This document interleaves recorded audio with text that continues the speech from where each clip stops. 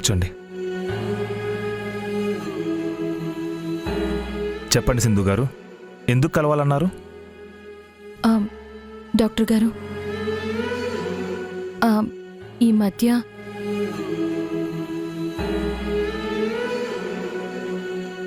మా మావయ్య చనిపోయారు.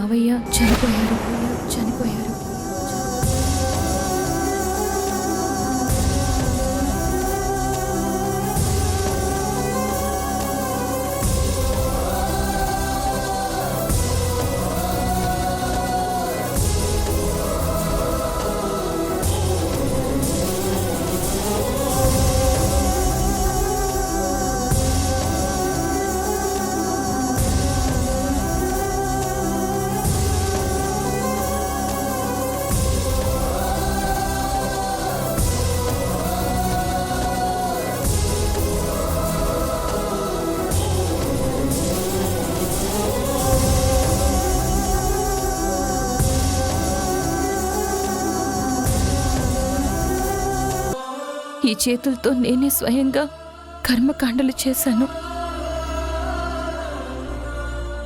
అత్తయ్య బాధని చూడలేక నా ఫ్రెండ్ సిద్ధార్థతో టెక్నాలజీ సహాయంతో మావయ్యలా మాట్లాడిస్తూ వస్తున్నాను డాక్టర్.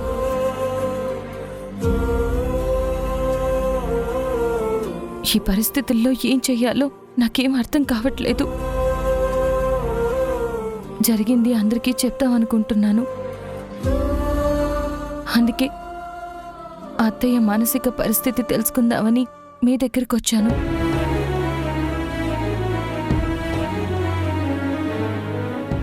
మీరు మా అత్తయ్యని చాలా కాలంగా ట్రీట్ చేస్తున్నారు. తన మానసిక స్థితి, శారీరక పరిస్థితి మీకు మొత్తం తెలుసు. అందుకే మీతో జరిగింది మొత్తం చెప్పాను డాక్టర్. మా మావయ్య ఇప్పుడు లేరు. ఈ నిజాన్ని దాచిపెట్టి మా అత్తయ్య ముందు నేను మేనేజ్ చేస్తున్నాను. ఇంట్లో జరిగిన నష్టం నేను పూడ్చలేను.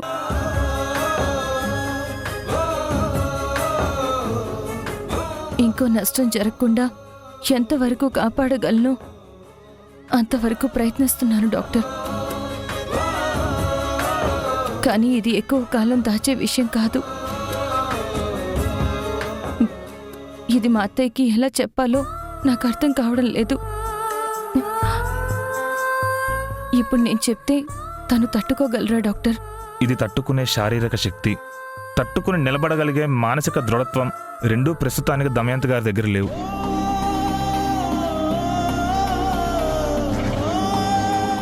మీరు ఈ విషయం తనకి చెప్పకుండా చాలా మంచి పని చేశారు.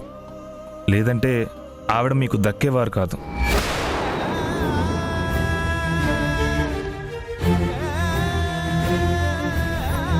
గతంలో మధు తనకి వాడిన మెడిసిన్ ప్రభావం అలాంటిది. ఆ సమయంలో ఆవిడ రోడ్లు పట్టుకొని ఎలా తిరిగారో మీకు గుర్తుండే ఉంటుంది కదా.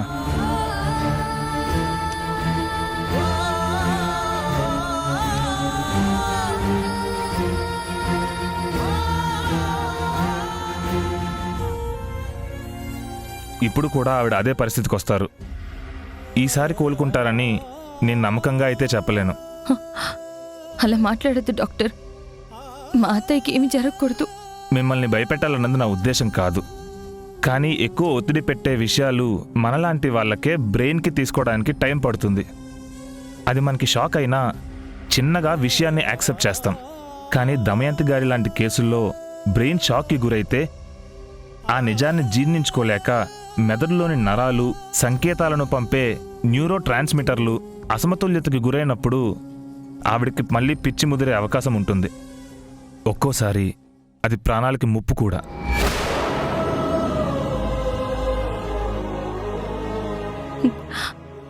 ప్లీజ్ డాక్టర్, తనే ఇప్పుడు మాకున్న పెద్ద దిక్కు.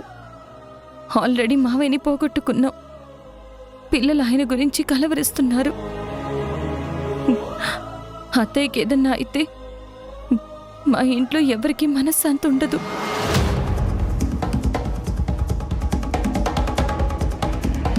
చెప్పాను కదండి, మిమ్మల్ని భయపెట్టాలని కాదు. కానీ ఇన్ని రోజులు ఆవిడికి ట్రీట్మెంట్ చేశాను కాబట్టి ఆవిడ మానసిక స్థితి మీద ఒక అంచనాతో చెప్తున్నాను.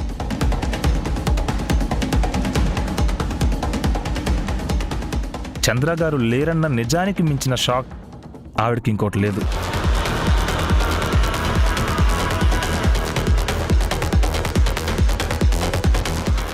అందులోనూ చివరి చూపు కూడా దక్కకపోవటం అన్నది ఆవిడ్ని మానసికంగా కృంగదీస్తుంది.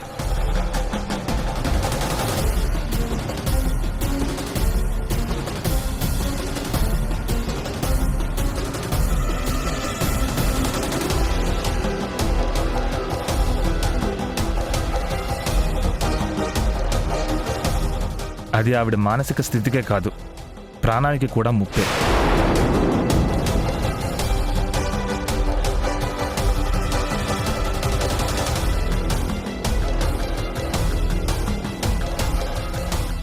అర్థమైంది డాక్టర్. ఈ నిజం ఎట్టి పరిస్థితుల్లోనూ అత్తయ్యకి తెలియకూడదు. ఏ నిజం? ఏ నిజం? ఏ నిజం? ఏ నిజం?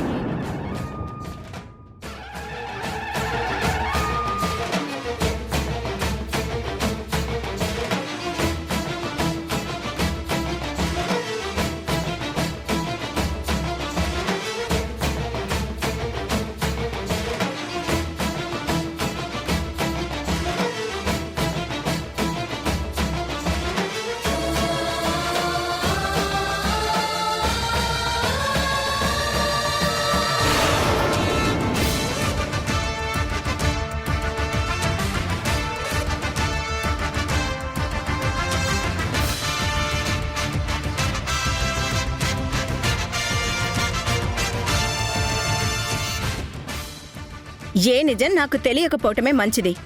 ఆ, ఆ, అత్తయ్య అది అడుగుతోంది నిన్నే. అత్తయ్య అది అది ఇప్పుడు కూడా నువ్వు నిజం చెప్తావన్న నమ్మకం నాకు లేదు. అయినా నువ్వేంటి ఇక్కడ?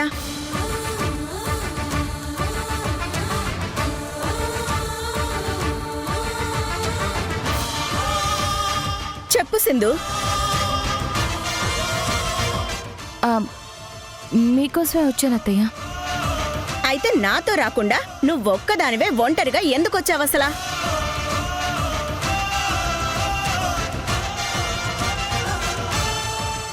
ఇది డాక్టర్ తన తీరు. చెప్పేదొకటి చేసేదొకటి. నాకు చెప్పకుండా చాలా చేస్తోంది.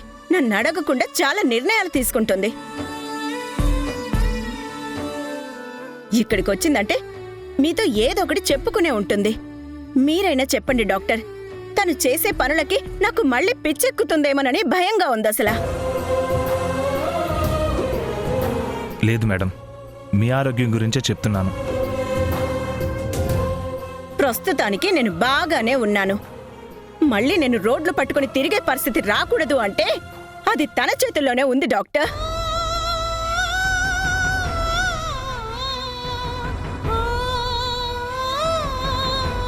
మీరు కూర్చోండి మేడం.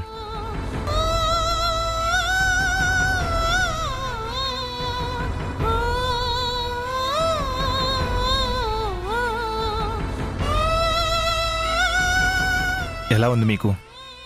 మెడిసిన్స్ టైంకి వేసుకుంటున్నారా?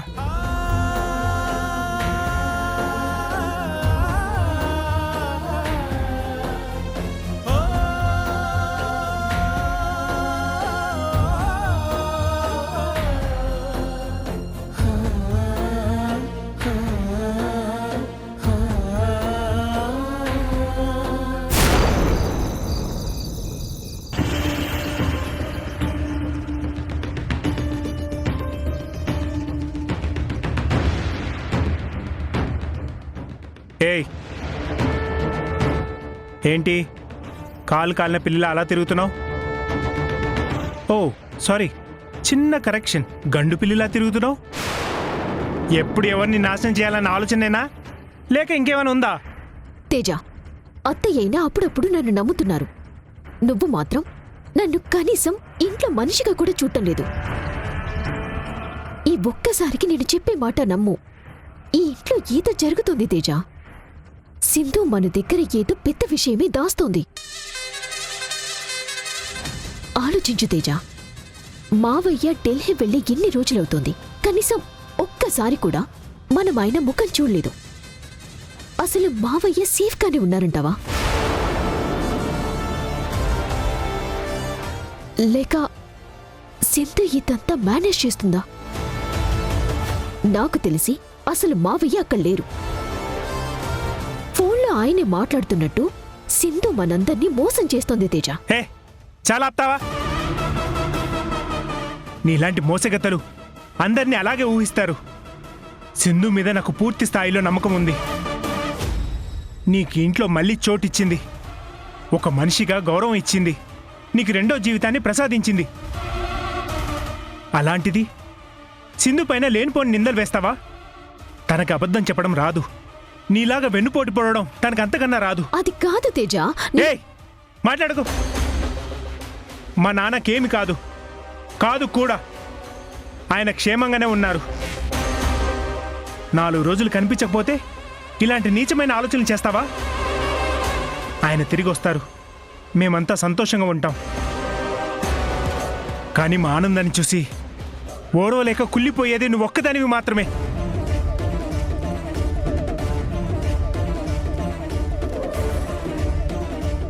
ఇంకో విషయం, సింధు దాచిన బంగారం కోసం నువ్వు ఇల్లంతా వెతుకుతున్నావని నాకు తెలుసు. కానీ ఆ బంగారం ఎప్పుడో డబ్బుగా మారిపోయింది.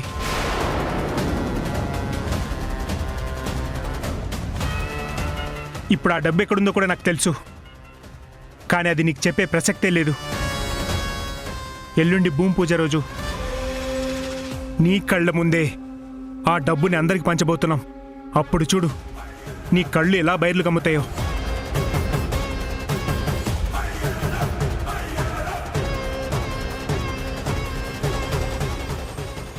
ఇన్నాళ్ళు నా చుట్టూ కుక్క పిల్లల తిరిగిన తేజ ఇప్పుడు పూర్తిగా ఆ సింధు మాయలో పడిపోయాడు. నిజం కళ్ళ ముందు కనిపిస్తున్నా చూడలేనంతగా కళ్ళు మూసుకుపోయాయి వీడికి. పర్వాలేదు, వీళ్ళు ఏదో పెద్దది దాస్తున్నారు. అది ఈ రోజు కాకపోయినా రేపు ఎలాగూ బయటపడుతుంది. ఢిల్లీలో ఆల్రెడీ ఆ పొలిటీషియన్ ఎంక్వైరీ మొదలుపెట్టే ఉంటాడు. నిజం బట్టబయలయ్యాక అప్పుడు మాట్లాడతాను తేజ, ఈ సింధు అసలు రంగేంటో.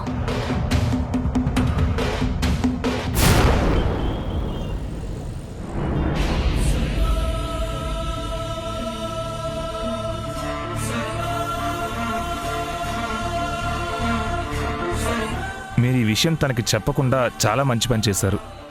లేదంటే ఆవిడ మీకు దక్కేవారు కాదు.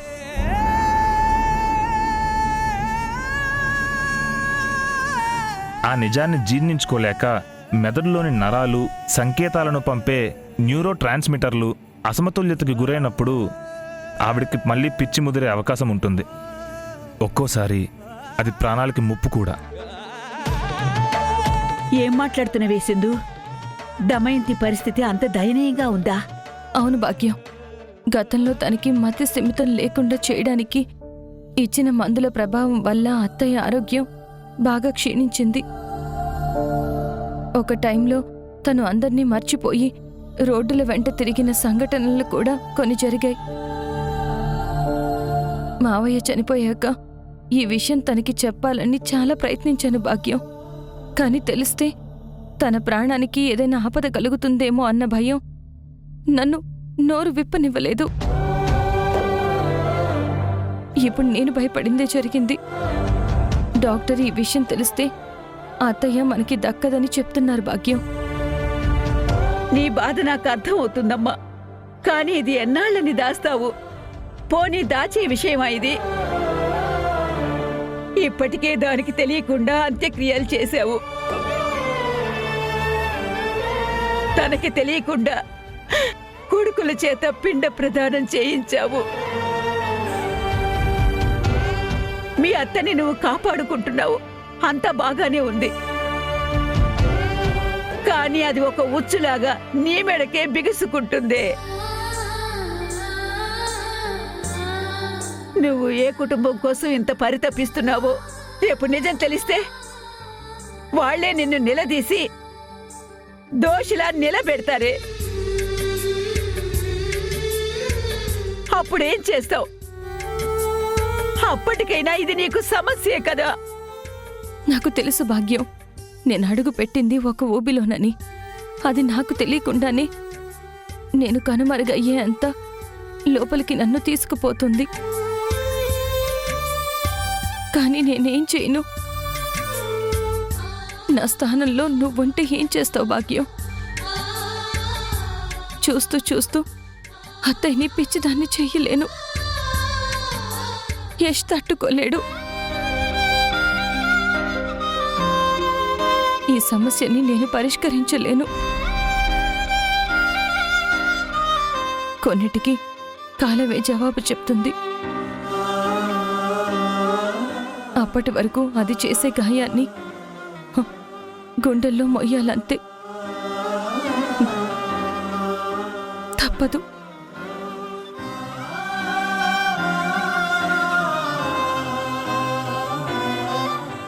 భగవంతుడా, ఈ సమస్యకి పరిష్కారం చూపించు తండ్రి. భూదేవిలా ఈ భారాన్ని మోస్తున్న నా సింధుకి ఎలాంటి కష్టమూ రాకూడదు. నా దమయంతి ఆరోగ్యంగా ఉండాలి. పిల్లలందరూ సంతోషంగా ఉంటే 4 రోజులు చూసుకుని 4 జ్ఞాపకాలు మూట కట్టుకుని వెళ్ళిపోదామనుకున్నాను. అలాంటిది ఆ సంతోషాన్ని ఆవిరి చేశావు. రేపు గడిస్తే చాలనిపించేంత భారంగా రోజులు గడుపుతున్నాను.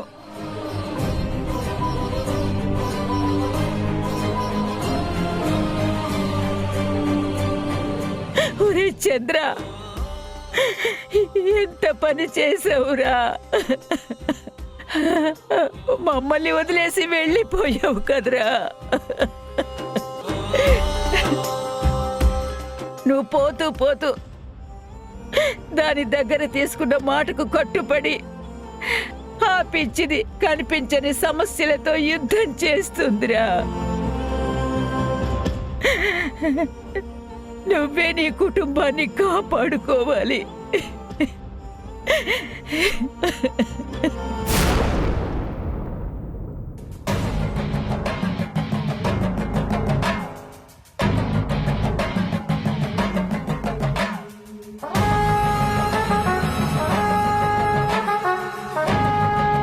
రేపు వీళ్ళాడుతున్నది డ్రామానా నిజమా? ఆ చంద్ర ఉన్నాడా పోయాడా అన్నదానికి ఒక క్లారిటీ వస్తుంది. అయినా రేపటి వరకు ఎందుకు? పొలిటీషియన్ చంద్ర ఢిల్లీలో ఉన్నాడో లేదో తెలుసుకుంటే ఈ రోజు నిజం తేలిపోతుందిగా. అప్పుడు చెప్తాను ఒక్కొక్కరి పని.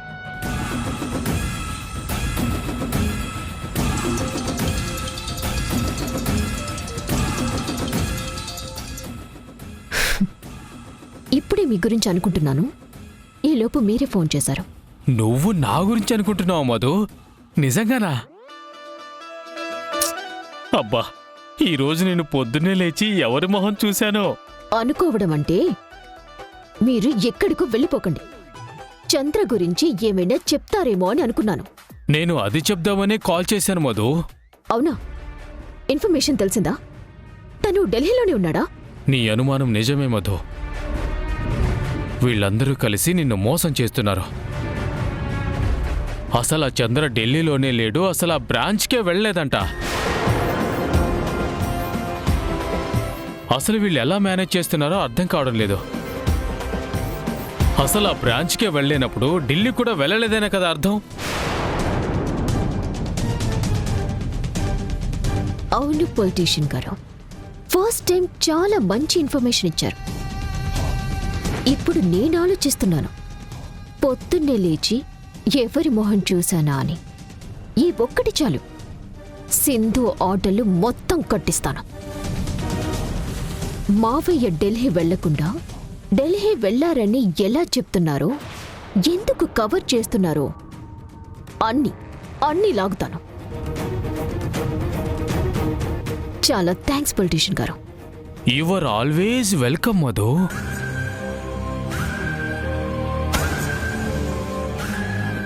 సిస్టర్, ఇంక నువ్వు తప్పించుకోలేవు. దీన్ని సరైన టైంలో వాడి నిన్ను ఎలా ఇరికిస్తానో చూస్తూ ఉండు.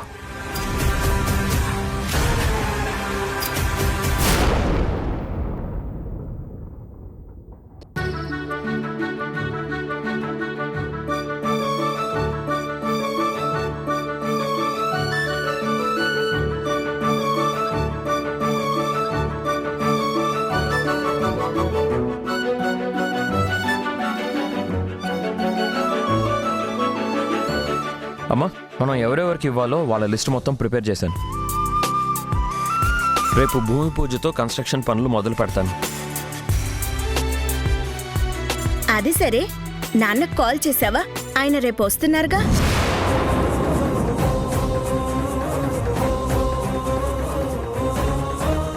వస్తాళ్లే దమయంతి. ఏదో పని మీద వెళ్ళిన మనిషిని పట్టుకుని ఇంటికి రండి అని ఎందుకు బలవంతం చేస్తున్నావు? వాణ్ణి కాస్త ప్రశాంతంగా ఉండనివ్వు. ఇక్కడ ఆయన ప్రశాంతతకి ఏం తక్కువైంది అత్తయ్య? నేను చూస్తున్నాను. ఇంట్లో మా వల్ల ఆయనకి మనశ్శాంతి లేదన్నట్టు మాట్లాడుతున్నారు. ఇది మనసుకు చాలా కష్టంగా ఉంది అత్తయ్య.